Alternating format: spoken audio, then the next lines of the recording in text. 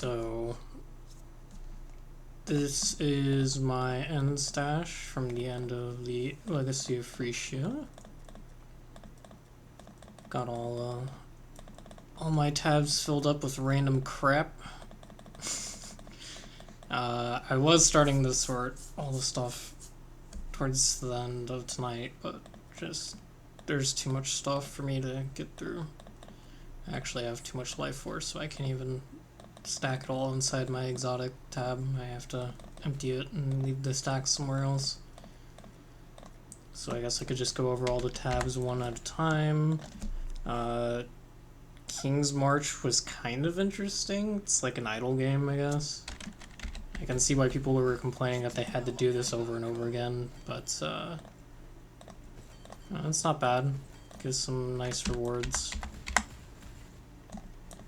And I really like runesmithing as a concept. Just enchantments for all the different items would be nice. I wish they would eventually rework that kind of stuff.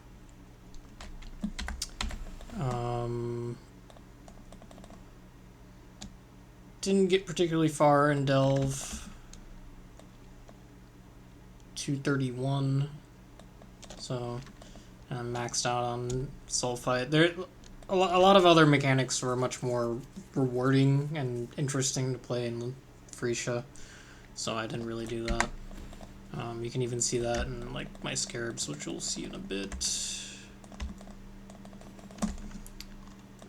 So got the dump tab, second dump tab. This is kind of like things I intend to run, I guess. I mean, I don't really like Sanctum, but I have Forbidden Tomes because they don't drop that often. You have things like temples, simulacrums, memories.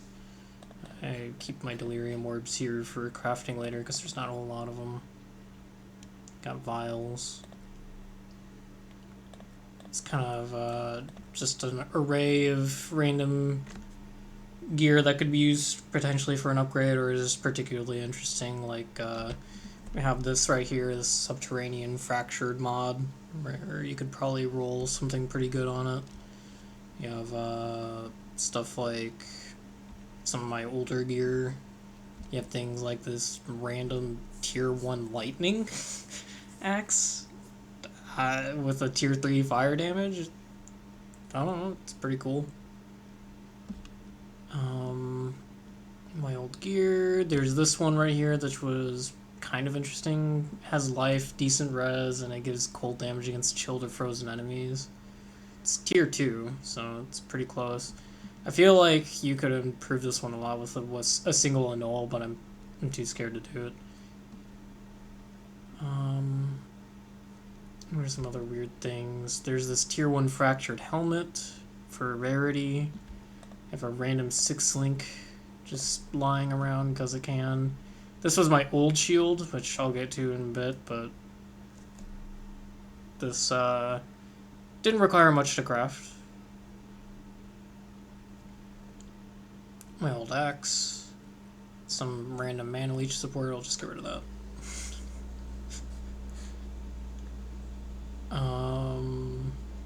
Yeah, just all kinds of random crap in here. There is one thing that really stood out to me that I wanted to show off. This is the Corrupted Blood Jewel I used for Cirrus and Cirrus only, because there's nothing else in the game that inflicts Corrupted Blood that deals that much damage. Everything else I could leech or life regen through.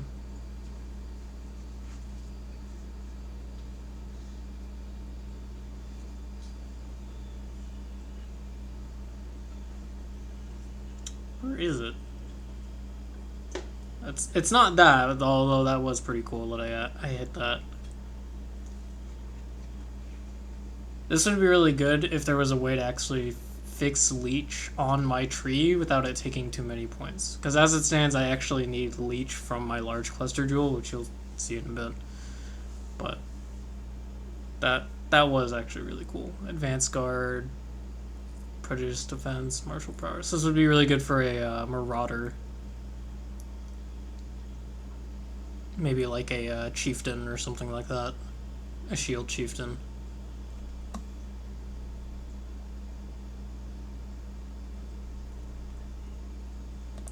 tinctures there. There was something. What was it? There's this monstrosity. Oh, what's going on here? It's just a lot of res and a temple or incursion craft.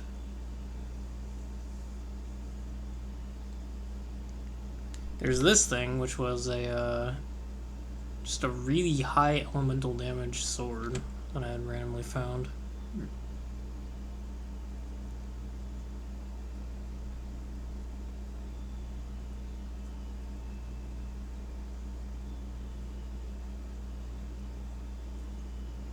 There was this thing, which was just +2 to cold gems, just randomly on a pair of boots. Unfortunately, it already has movement speed on it, which you would have to get rid of in order to improve this, or just play something that doesn't use movement speed, which is particularly rare, but it is interesting that it just kind of ID'd with that. An un-ID'd leather belt for some reason. I don't know why I put that there. I don't know why I put a lot of things in these parts. This one's pretty nice. Has a lot of offensive mods on it. It just needs, again, an annul. A single good annul could fix this item really well. Evasion shield with good suppression. Like, a lot of these are just really well rolled items. I can't find what I was thinking of. Oh well. Maybe it was this one? Oh, it is this one. No, it wasn't this one. Never mind. I don't know what I was thinking. It's close. It's the it's a random claw I found. I forget where I found this. I think it was. I mean, this is. Yeah, you can just grab the bag from the mic. My friend's here. He's gonna potentially ask questions. This was a, what do you call it? A betrayal item, an unveiled item. So this is one of the rare times that an unveiled item is actually kind of pretty decent. The low attack speed kind of sucks, but the fact that it hit tier 2 lightning damage and elemental pen with a tier 3 crit multi is not bad. This is something that you could easily hit with a Conqueror Orb of some sort, probably block suffix Conqueror Orb and try and land something from, say, like Crusader, something like that. So that. So yeah, that's the gear. Random crap. And then we have more stuff. Something you'll notice is that there's like a lot of random jewels lying around. This is like a bad habit I've picked up, especially whenever considering I don't roll as many characters as I used to, but if there's any time that I see that a jewel ends up with like 2 or 3 like good mods, I usually hold on to it just so I can exalt or annul or augment or whatever and try and see if it rolls into a jewel with 4 offensive mods, irrelevant, like good mods. And then, even if it's not good for my build, I like store it somewhere, like I'm a freaking hoarder. Like I'm actually going to use it in a build somewhere, like, no, that's not how that works. I mean, for somebody, they're probably really good. I probably have some really good jewels just hiding in my stash. Like, I think I found like a triple multi-jewel or something like that, but just, I don't play the builds the jewels are used for, so they don't mean anything to me. Currency. The jewelers and fusings and shit got kind of out of hand. Update your loot filter, kids. You don't want to keep picking up stuff once you're bordering like 5,000 or whatever. Then again, you also... Again, I only played one character, so I only needed one 6-link, so 6-links at some point just kind of became useless to me. You don't really need to use them that often. I used to have 2,700 stacked decks. I went through them all, so I'll go through the cards later. Sacred Orbs, I used to have more of them, but I I kind of play trade like I'm in SSF, so I just ended up Sacred Orb being random crap. Divine Orbs, most of these are the ones that I farmed just as raw drops. I think I only traded up for a couple of them, and I traded down using a Mirror Shard, which I had randomly got from a Harbinger, which was probably the rarest drop I had gotten this entire league. Vault Orbs, you'll notice that Vault Orbs and Chisels are particularly low despite how much I've been farming, and that's just because you use a lot of them while farming, so I'm glad I managed to sustain them for as long as I did. Exalts are also pretty low. They would have been in the hundreds if I wasn't using them, but because Exalts are so cheap and so worthless, you just kind of use them on random crap. What else? Annuls I found, despite being more common due to their higher drop rate and as well as being able to farm them more consistently from Harbingers, especially with Legacy of Phrecia being really good for Harbinger farm. Orb of Annulments usually were kind of the goat. They were the one. Reverse slamming is like really underappreciated. Being able to remove a mod that sucks from an item is often worth a lot more than being able to potentially add a good mod to an item. Because very often, if you just randomly exalt an item and you put a crappy mod on it, that could potentially block you out of crafting said mod at a higher tier, so to speak, from the crafting bench or from some other form of deterministic crafting. So oftentimes exalting is just not as effective as using an annulment and getting something good. Like I'll get into it later with the gear I crafted, but I ended up using probably over 100 annulments this league just because being able to remove mods that you don't like is very, very useful. Ancient Orbs, I haven't really found a use for them. Sure, you could make Headhunters or Mage Bloods or whatever is popular nowadays.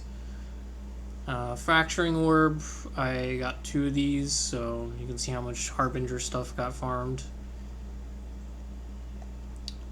Where else? Orbs of Unmaking, where it's actually kind of interesting to see this number because the Atlas passive tree is disabled in this league.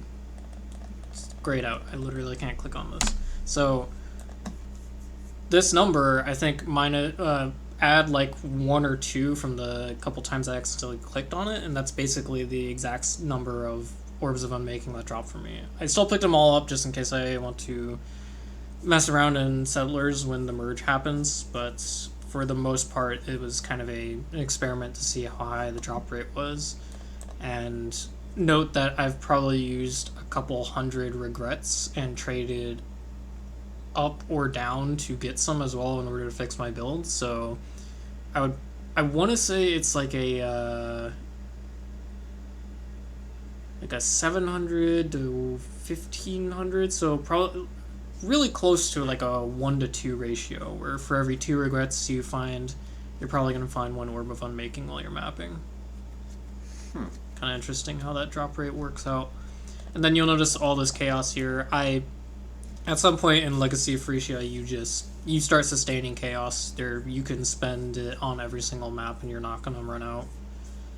It's kind of crazy how worthless chaos became in Legacy of Phrecia, and that has nothing to do with the fact that the game's rewards are kind of messed up right now. It has everything to do with the fact that Harbinger Farm and Strongbox Farm were the 2 most popular things in Legacy of Phrecia, and very easy to set up and very strong, even if you didn't have it fully set up. So you just printed a lot of chaos and it just ended up saturating the market.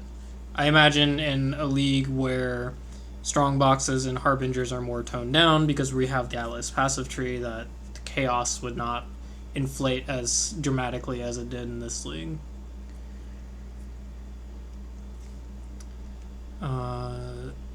Is there anything else? Exotic stuff. You can see all the tainted currency. this is more or less, I guess, what you would expect if somebody were to be farming beyond like 24/7. It's just really good for juicing, and with Legacy of Phrecia, it was actually really easy to just slap it on any mechanic. You can see I have 2 Orbs of Dominance, 4 Awakener Orbs. Don't really have a use for these, don't really have a use for these. I used to have more Orbs of Conflict. I think I had 4 of them at some point, and I used 3 of them in crafting, which again I'll get to. Chisels, which I never really knew what to exactly to use them on. The Maven chisels are kind of weird in that they're not as effective as you think they are. I tried using them in some stuff, but the actual like profit margin on them was like really marginal. I don't know.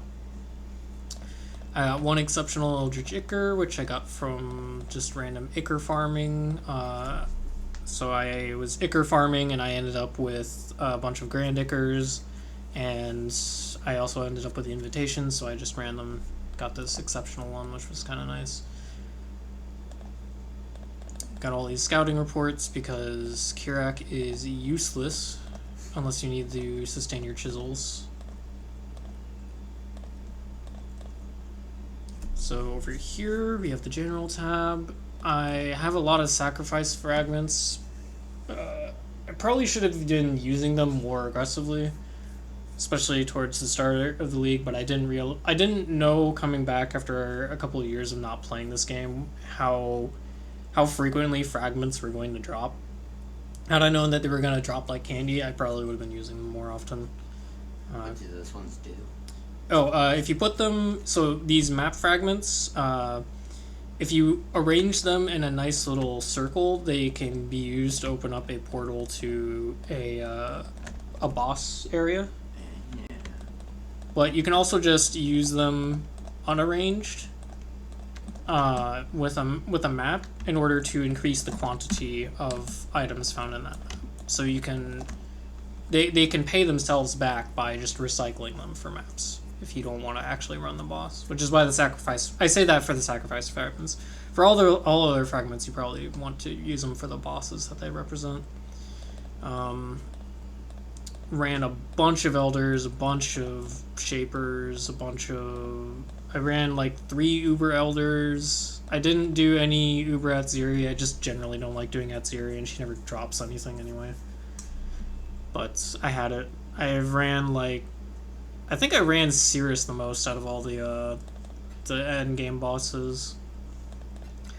Maven, I've killed her multiple times. I also died to her multiple times, like failed the thing multiple times. Probably my least favorite fight in the game still, and I don't know. That last phase is really terrible because of the whole shifting barriers paired with memory game, paired with dots still, crap littered on the floor still. It's horrible. I wish they would just redesign that final phase, especially considering that they have Uber Maven now in the game. Like, if people really want to, like, you know, put their balls in a vice, they could just do Uber Maven. They don't have to make everybody else do it as well. All these divine vessels, which are basically worthless after a certain point. Audience with the Kings. I don't have a whole lot of these because most of my farming took place in lower tier maps. This was a league start character, by the way, that just kind of ended up getting out of control because I kept finding upgrades for it, so I ended up... I did not end up going as hard as some other people did, but I still ended up exploring quite a bit of the game. And then you have emblems. Emblems and breachstones this league events were actually really easy to farm en masse, specifically because you could. So typically, what happens is with the Atlas tree, you would get things like these mods here that say chance for timeless splinters to drop as an emblem in your maps instead, and you would stack like 2 or 3 of these, depending on how much like map effect you could boost, because you still have to boost that in order to improve your rewards and actually get the splinters to drop in the first place. But you could have like easily a 2% chance for every splinter to drop as an emblem, so you would get multiple emblems in a single map with using scarab strategies and whatnot. So emblems and breachstones were actually pretty worthless this league. I believe it was a seller's market and zero on the buyer's market. So there is zero demand for people to just straight up buy breachstones and emblems and run them. And that's not just to do with the nerfed rewards. That's just because they dropped like candy this league. I think I had like, I don't know, 33 Zoff's breachstones at one point, so I just ran them all. And then I still ended up with more anyway. I don't know. Where else? Eldritch. I didn't run a whole lot of these. I only did this on as much as I needed to. I don't like any of the Eldritch bosses. I don't like any of the Eldritch mechanics, actually. What are the scarabs again? And then scarabs, these are the map fragments that you throw in there, and they give you like different modifications to your map. They can add extra content, they can modify the said content to do different things.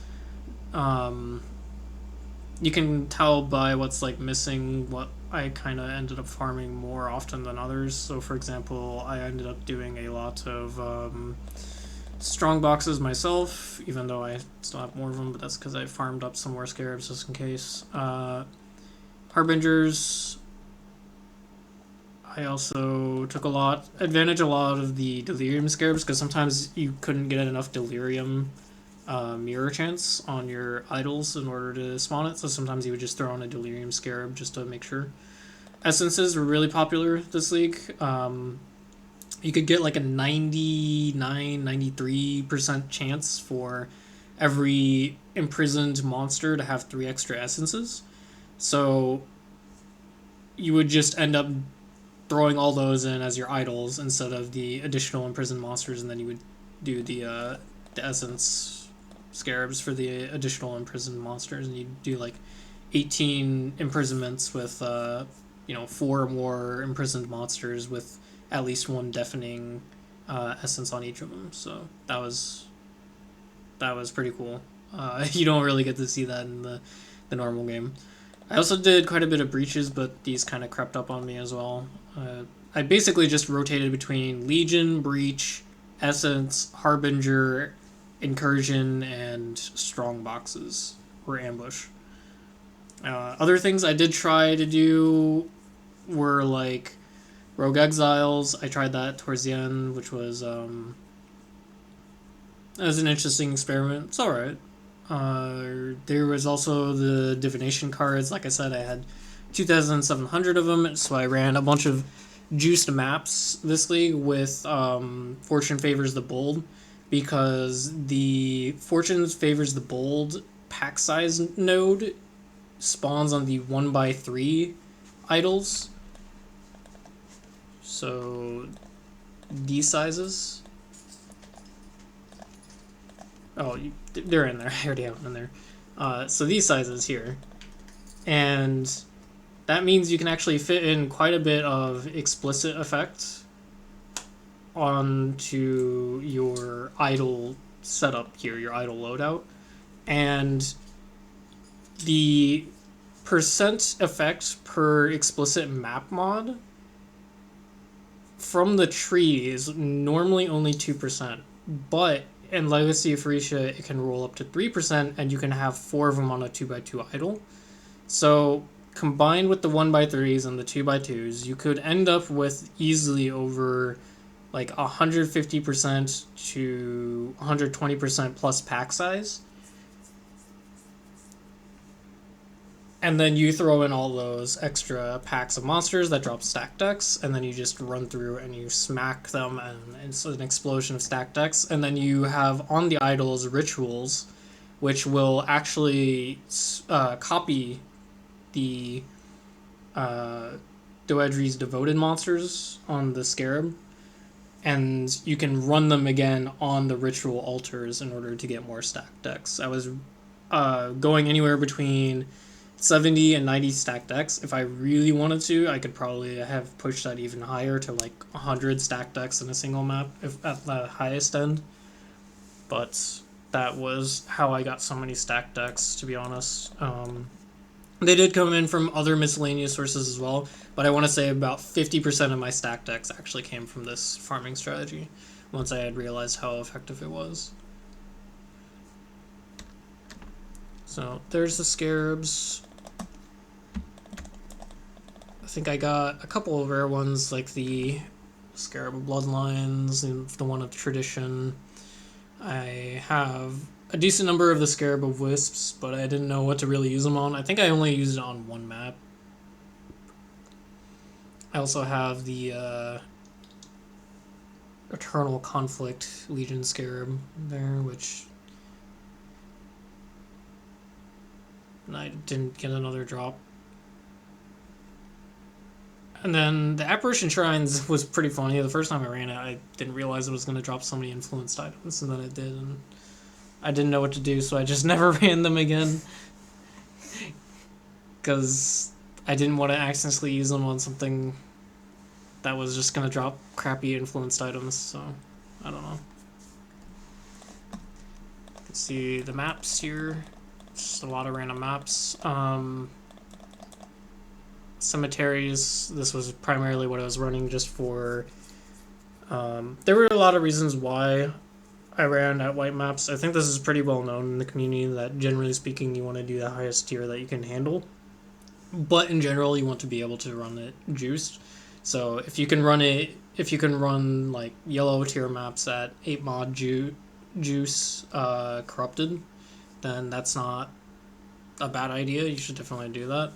But I was just running cemeteries to be safe, and also because they changed how the chisel quality works for maps. So for anybody who hasn't played in a while, you should check this out. So if I take a white map and a yellow map and a red map and I smack them all with the chisel, you can see the white map got 20%, the yellow map got 10%, and the red map got 5%. So you need more chisels in order to sustain your farm at higher tier maps. So by farming white maps, I was able to more easily sustain chisels without having to resort to trade or having to constantly reset Kirax shop. And it also just made the mods a lot weaker and enemies a lot weaker, so it was easier to farm. And as far as I know, the rewards for most mechanics don't actually scale all that much with map tier. So going to a higher tier just improves the quality of the items that you find on the ground. There are some exceptions like Blight where you'll get higher tier oils if you go into higher tier maps, or essences where you want to run them in yellow maps because that's when the highest tier of essences can spawn. But in those cases, I was doing them alongside other things. Like, for example, I did my Blight farming while I was progressing my Atlas and while I was boss farming in the tier 14 to tier 16s. And I was doing that in, like, very low modded ones. Like, I basically just transmuted them. I didn't use an alchemy to fully juice them or anything like that.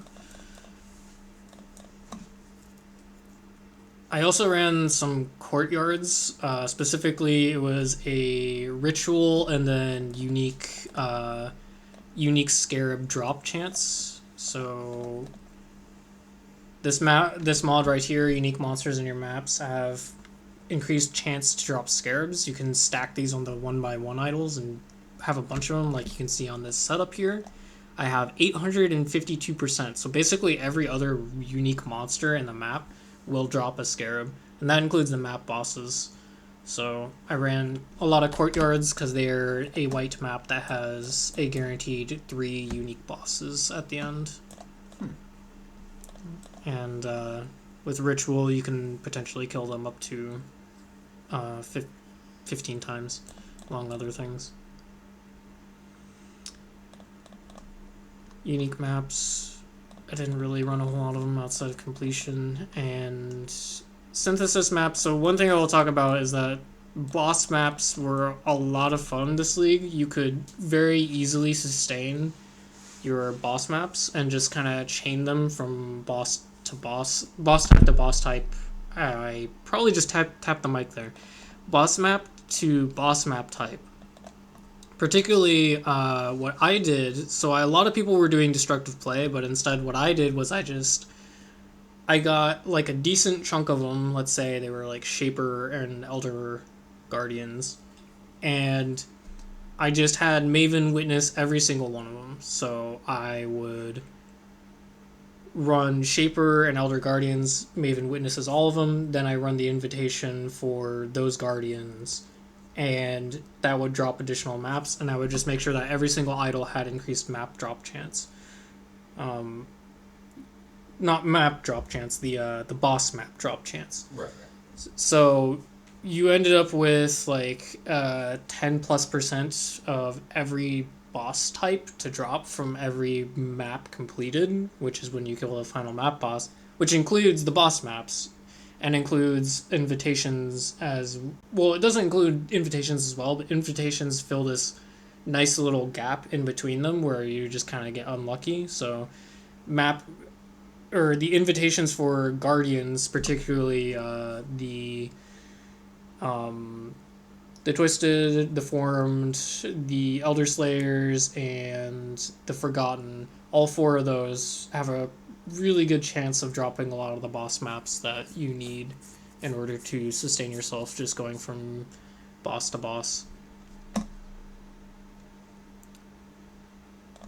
So that was cool. I think in general the game would benefit a lot if players were able to drastically increase the rate at which they get boss map drops.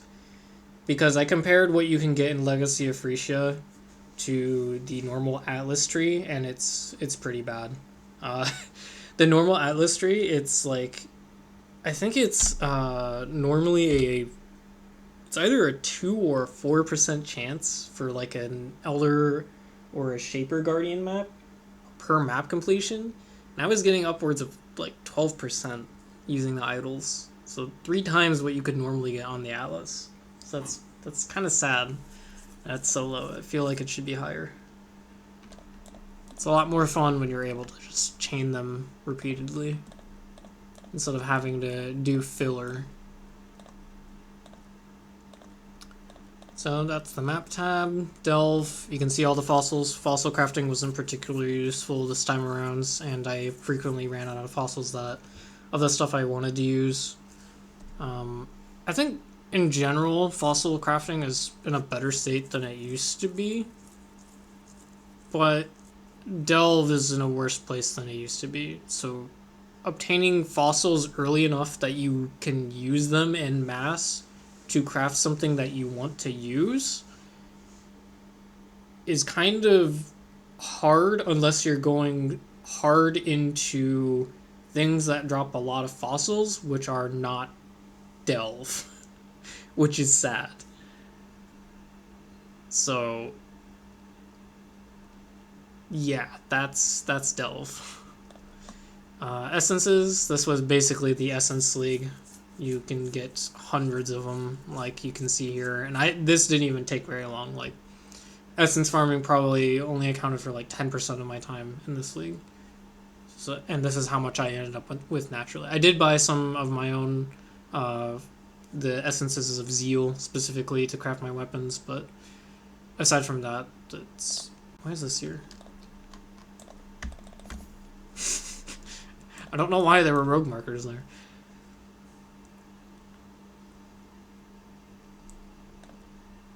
That was fun. Blights, I had some extra blighted maps left.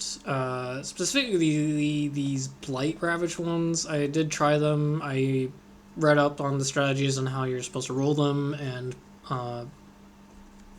execute the map. And they weren't bad. They were fun. They did give good rewards. But the main issue I ran into is just optimization stuff. For whatever reason, blights in general don't despawn the actual monsters, even though they don't leave corpses for some reason, until you leave the instance and then return, or after a long period of time has passed inside the instance. And I can always tell because whenever I run one of these blights, towards the end of the blight, after I've killed a large portion of the mobs, the game just slows down to like 20 FPS, like slideshow levels of frame rate. And then the moment I portal out and then portal back in, the frame rate is just magically fixed, which doesn't make any sense at all. So for whatever reason, that stuff is just loaded into the game just because.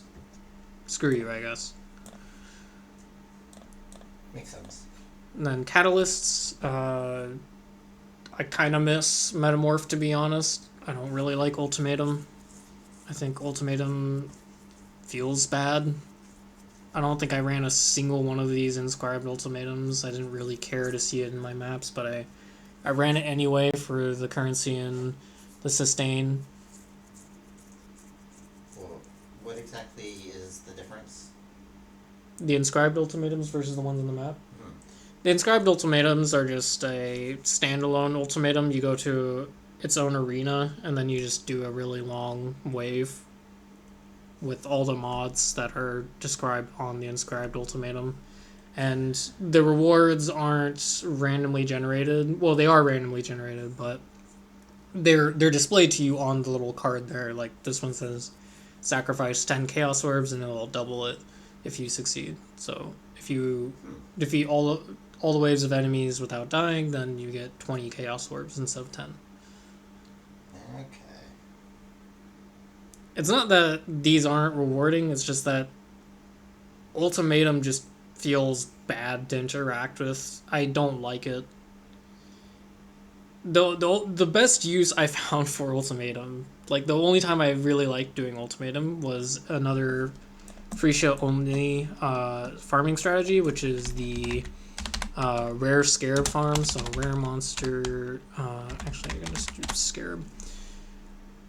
So the rare monsters have increased chance to drop scarabs per monster modifier and affecting them. You can stack multiple of these and get like, I think 240-ish% is how much I had per monster mod affecting them. So with four to six mods, because there is that one that exists inside the Ultimatum altar, 4 to 6 mods on every rare mob was dropping like 800% the number of scarabs that they would normally drop, which if that's like a fraction, then obviously that means it still has to roll. But with the number of rare mobs that an ultimatum would spawn, if by the end of it I survived, you would see a large loot explosion and multiple scarabs would pop out.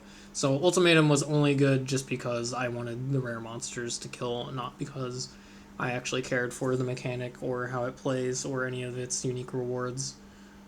Well, I guess I cared about the unique rewards, but that was like only a couple weeks into the league, and then I had all the catalysts I wanted.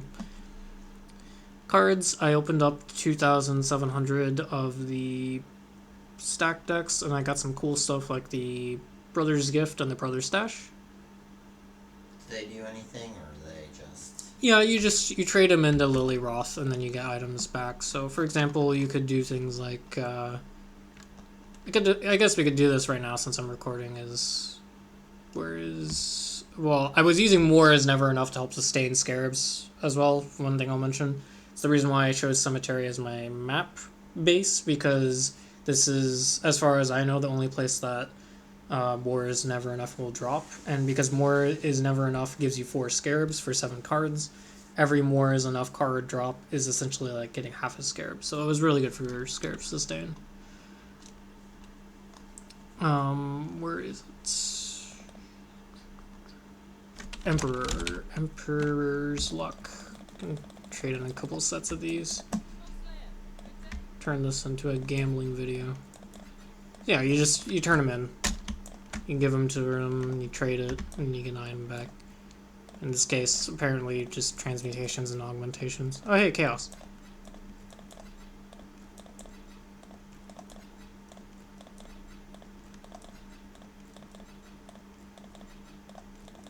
Nothing. I mean, that's what I expected. I did get one card of the dragon And I think I have quite a few nurse cards as well. I don't think I have enough nurse. No. I have enough for a patient, but not the nurse.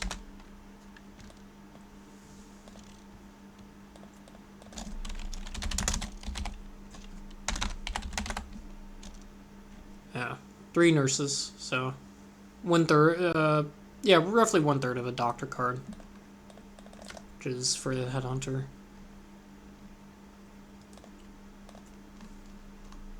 I didn't trade any of these in because most of the sets I didn't get until towards the end of the league, and anything I wanted I was already trading in anyway, like the more is never enough.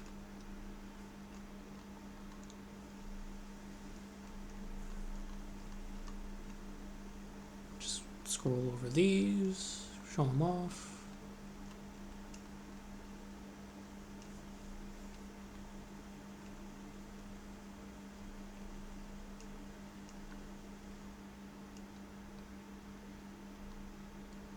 A lot of these cards have changed dramatically since I last saw them. Either in their drop rate or what they give you. Like, I remember when pacifism used to be like a really crappy card that nobody wanted. Now it's actually got its own drop sound on the loot filter by default. Guess that's what happens when an item actually becomes rare and more useful. It's my flask tab. The only things that are really noteworthy is that I was using this and this for bursting down bosses instead of my usual gold flask and quicksilver flask. It's just more damage, and I just rolled decent increased effect on them. Most notably, they were useful when dealing with Maven, just to make sure that I was dealing enough damage to phase her instantly. Uniques. I'm not really sure what to say about uniques right now. Just kind of scroll over them, what I have. Nothing super rare.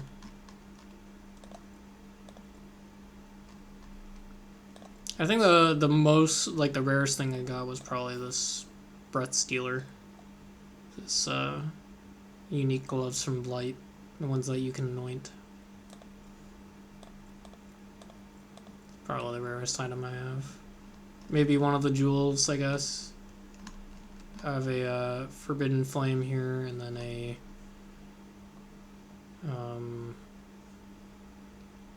where is it?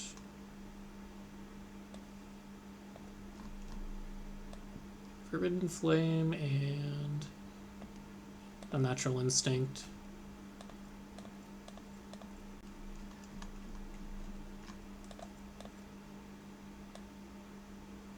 I also found a Widow Hail.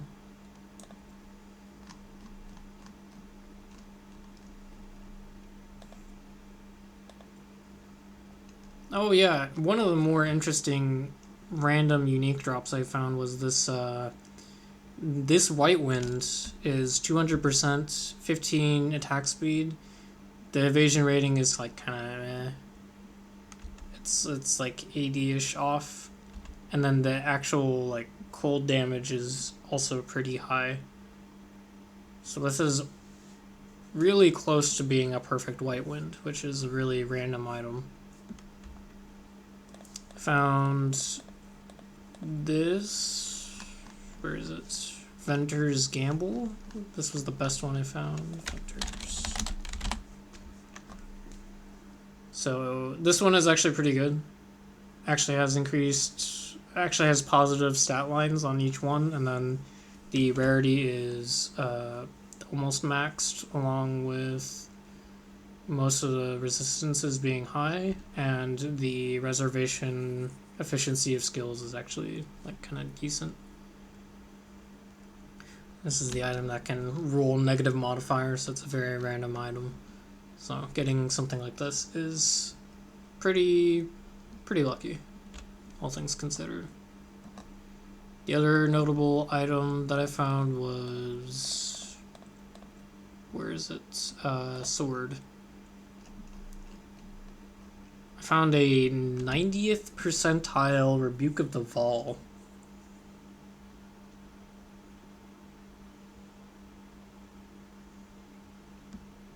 That has very wide damage rolls.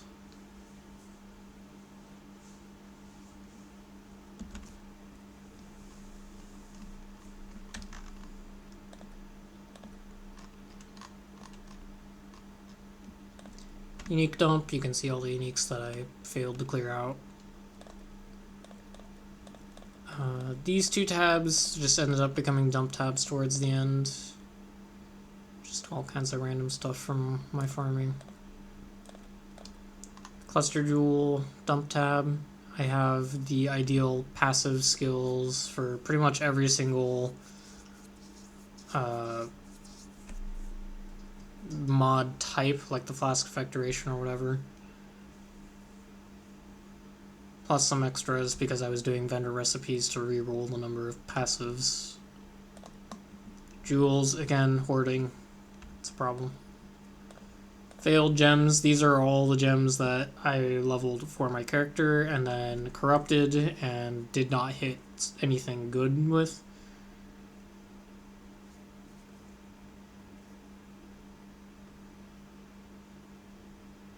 Most of these ended up being fodder for sacrificing in the Labyrinth of Ascendancy in order to get more keys or something like that.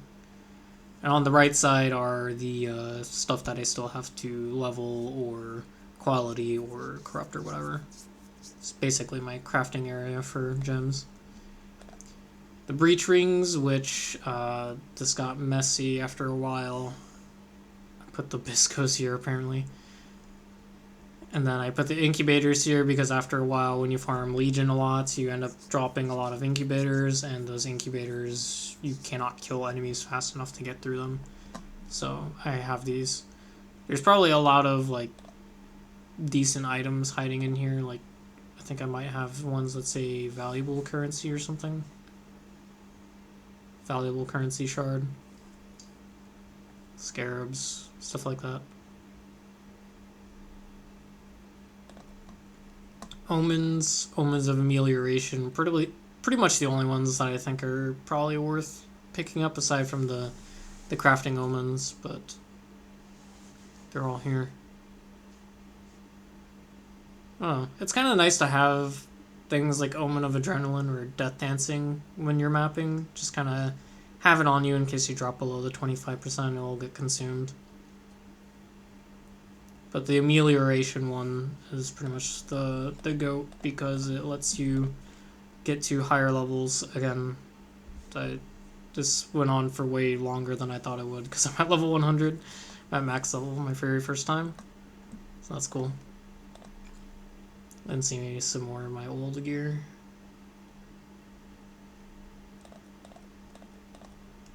It's omens. You have good gems, which is just the gem tab where I keep stuff. This is where some of my swap outs as well as some of the awakened gems I found are. I have an unbound ailments. I have a awakened elemental damage. I have some like urgent orders that got good corruptions. I have an extra elemental damage with attack support until I had got the extra awakened elemental damage with attack support, so it became kind of useless. I have multiple empowers, which I never bothered to level for some reason. I have some portal gems. And here should be a, what I mainly use, which is the Ancestral Call support 2120. Influence tab, which used to be a dump tab for influence, which I don't have anymore. Here you can see the tattoos and the runes that I kind of accumulated over time. I only ended up using the fire damage runesmithing option, so I ended up not using a lot of runes. I ended up using a decent number of, not a decent number, but a few tattoos. Some of them are actually kind of nice. You can see the different ones here. Probably say the most expensive ones I have would be something like the block attack damage there, and that's just because they're really good for your defenses.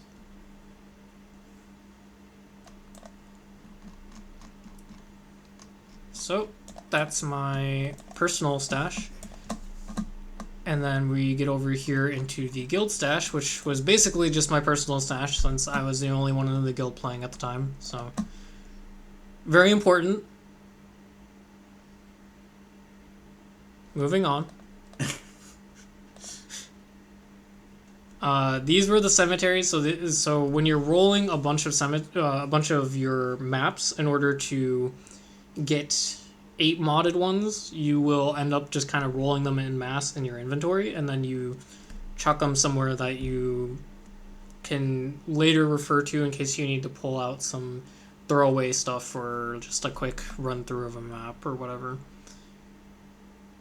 Some of these were also duds because they have reflect on them, and I don't want to instantly die. Here you can see the idols.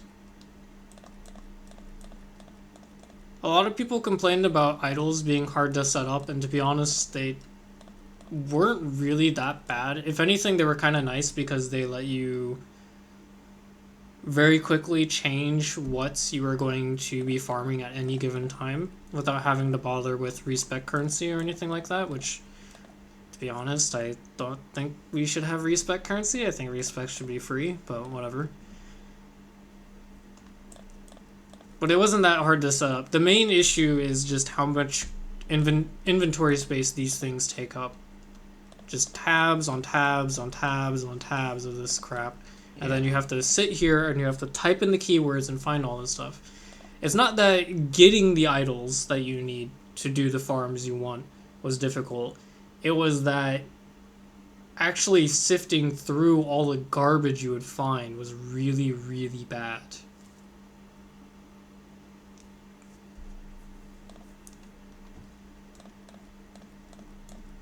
We have the Church of Apples. This is just kind of a thing that we've been doing in our guild for a while now. Ever since they introduced the Eternal Apple as a unique item, it's been a meme for our group to just fill up one tab, call it the Church of Apples, and then just put items we want to be blessed inside of it.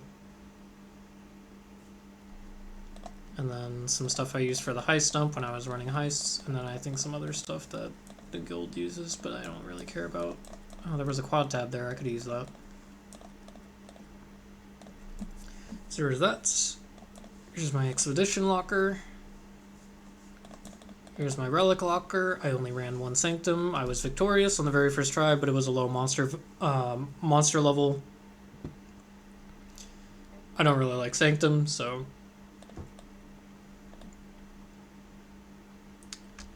we have the heist locker, which is filled with stuff.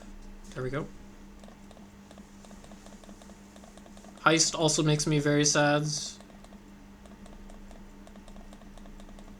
There needs to be more of a reason to actually run the regular contracts, because after a certain point, they just kind of become unrewarding compared to normal mapping.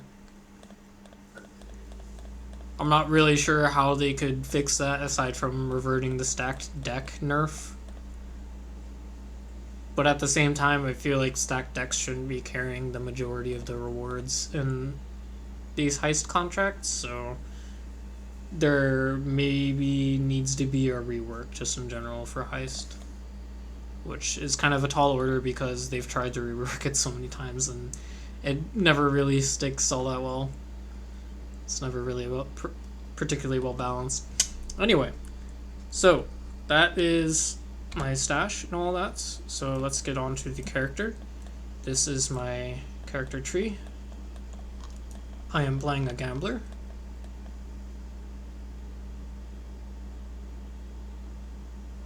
I went for the one that a lot of people went for, just risk aversion with the chance to avoid ailments and status effects.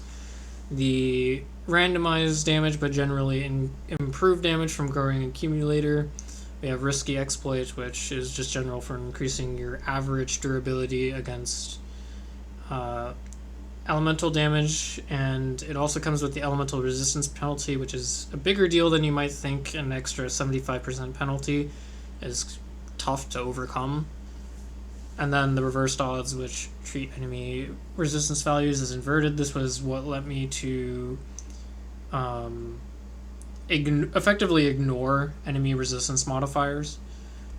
So elemental penetration still works with inversion since it's applied afterward. But things like elemental exposure, things like Ellie Shred curses, things like the helmet mods, none of that stuff was really useful for this build because of this single node.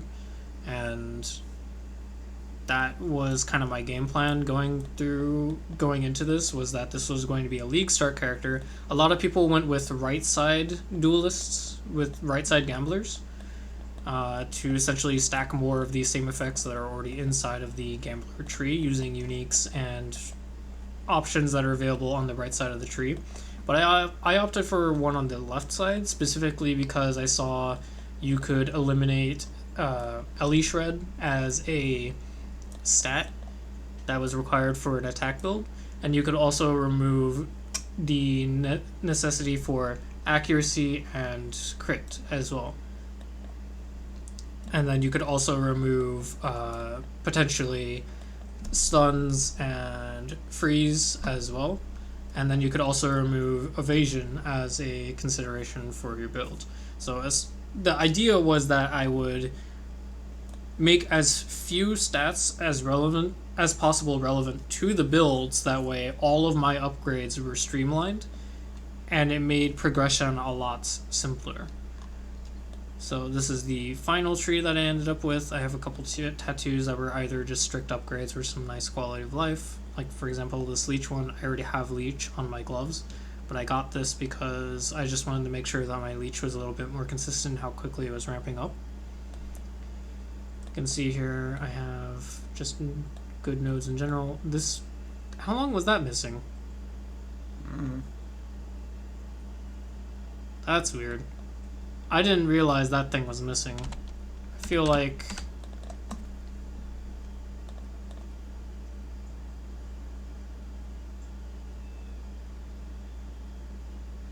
whatever. It's gonna get deleted in like a day anyway. I like how on the left side trees for attack builds now, we have melee attack builds specifically, we have a lot of rage in order to help offset the lack of other scalars like crit and attack speed. So that is kind of nice. Even if you're only getting like 3 rage on melee hits and you're only floating around like 10 to 20 in any given engagement, it's still worth the points you use to invest into it.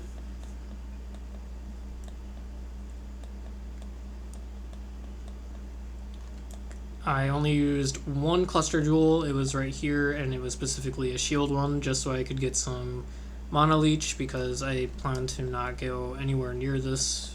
For the longest time, I was relying entirely on regeneration, and I eventually got leech for life on my gloves, and then leech for mana on the tree over here.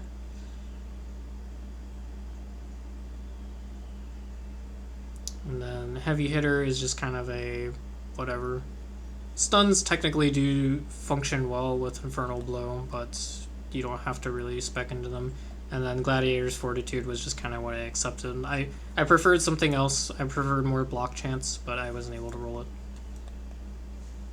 Attack Mastery, because obviously you need that if you're going to be running a strike skill. And then I ran Fire Mastery with increased damage against ignited enemies, which you'll see more in a bit. But the idea was I needed chance to ignite, and I also needed a way to hit 2 Fire Masteries to get to my conversion and my extra damage against hits against ignited enemies, especially considering that my critical strikes don't inherently ignite enemies and I don't deal any extra damage to crits, or I can never deal crits, sorry. So it's not like the downside of that node actually matters. It's all pretty simple stuff here. Just gonna do one more pass over just to show it off. So there's that, and then my gear. So this axe I made by spamming Essences of Zeal, and then from there I did a lot of meta crafting in order to hit the chosen fizz via a veiled orb,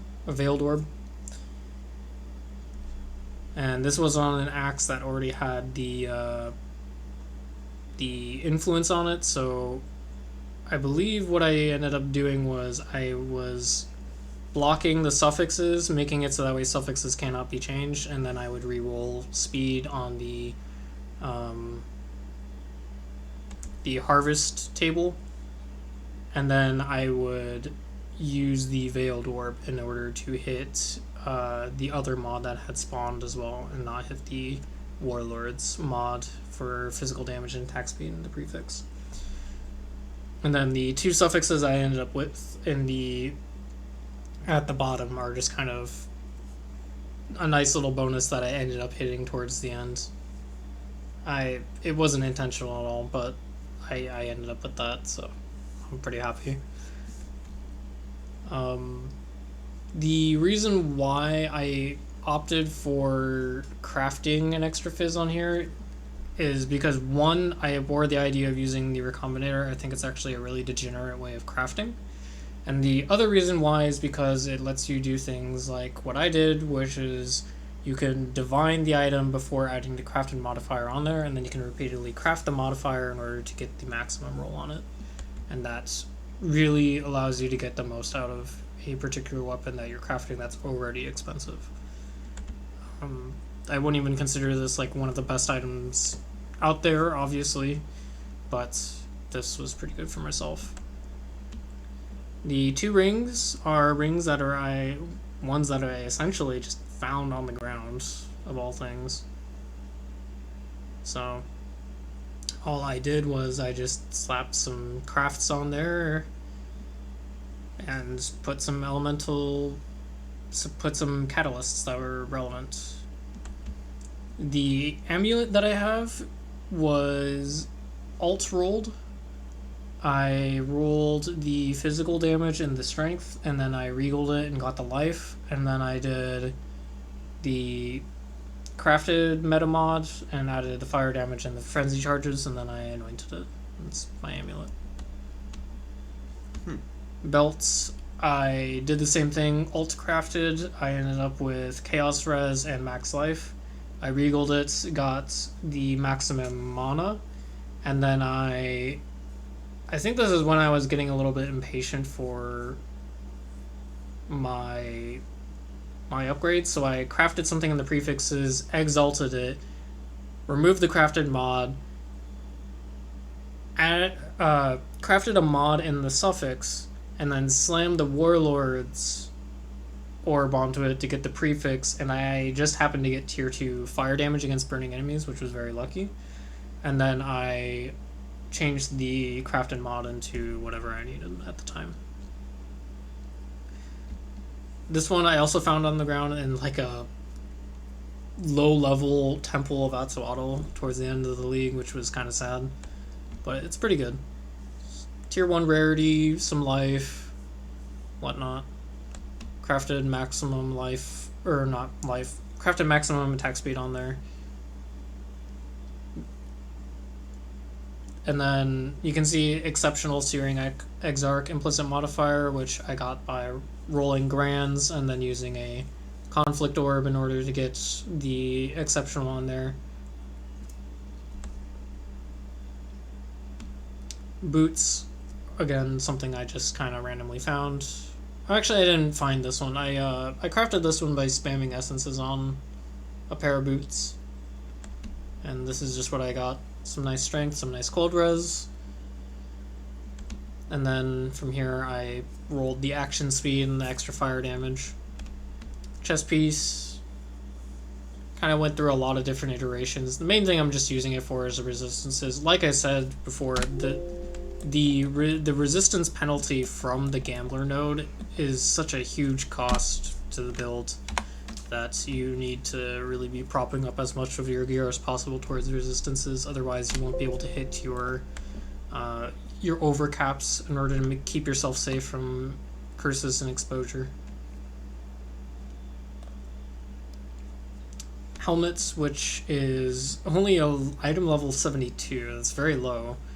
So the suffixes aren't particularly great, but I did re-roll them in order to get some pretty decent resistance rolls.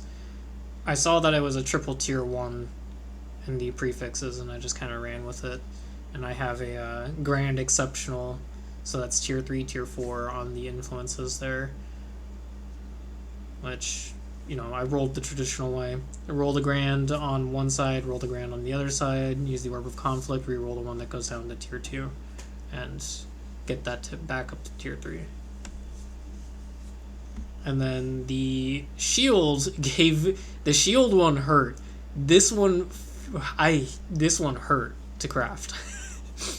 So this one, the way I crafted it, was absolutely insane, and I will never do it again. How this one worked was I got a Crusader's Exalted Orb, I got the Spiny Round Shield, I took this, and I spammed on the Horticrafting Station guaranteed crit modifier repeatedly until I got a tier 1. From there, I noticed that it had a tier 2 chance to block, which is the highest of what it can roll at 86 or at 85. I think it's 86 that's required for a tier 1, so I messed up there. And then it also had like some other mod. No, I think it was just the chance to block. I can't remember. It was a really long night when I made this one.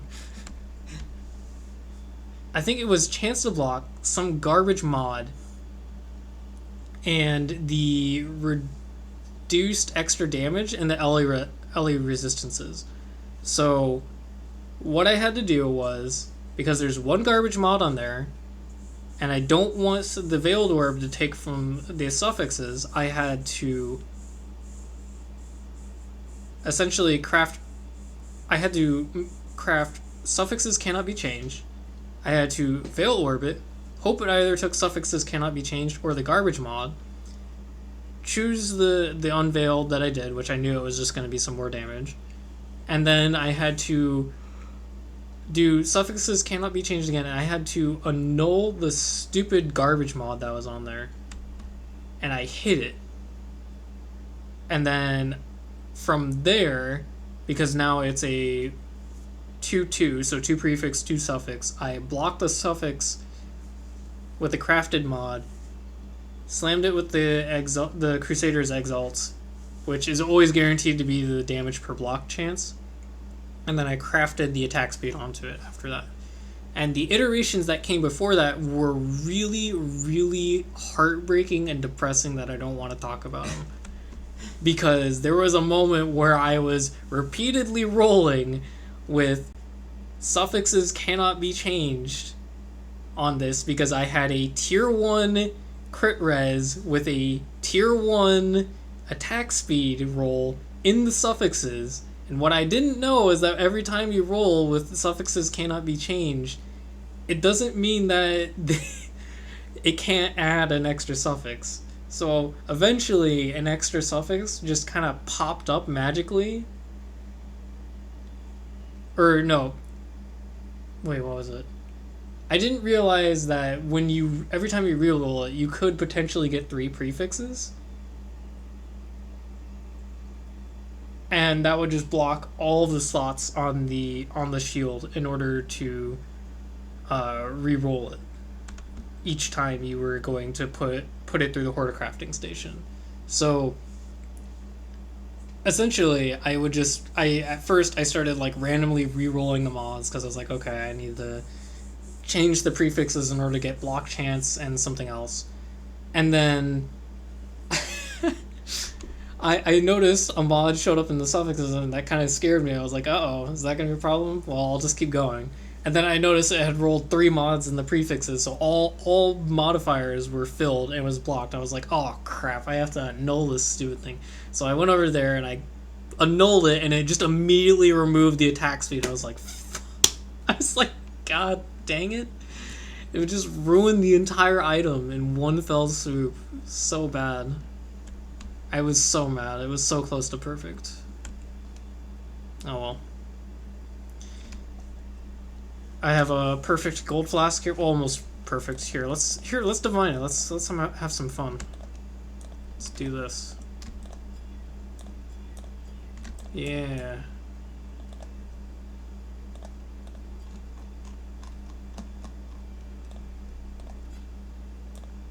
Yeah. Perfect. Well, almost perfect. Technically, you could corrupt it, try and get a higher quality. So my flasks.